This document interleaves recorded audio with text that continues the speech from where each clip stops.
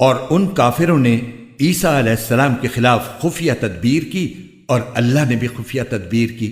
اور اللہ سب سے بہتر تدبیر کرنے والا ہے۔ اس کی تدبیر اس وقت سامنے آئی جب اللہ نے کہا تھا کہ اے عیسیٰ، میں تمہیں صحیح سالم واپس لے لوں گا اور تمہیں اپنی طرف اٹھا لوں گا، اور جن لوگوں نے کفر اپنا لیا ہے ان کی ایذا سے تمہیں پاک کر دوں گا،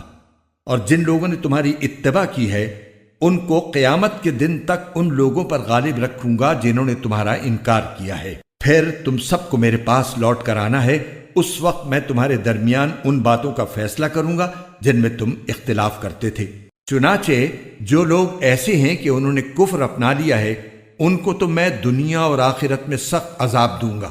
اور ان کو کسی طرح کے مددگار میسر نہیں آئیں گے۔ البتہ جو لوگ ایمان لائے ہیں اور انہوں نے نیک عمل کیے ہیں ان کو اللہ ان کا پورا ثواب دے گا، اور اللہ ظالموں کو پسند نہیں کرتا۔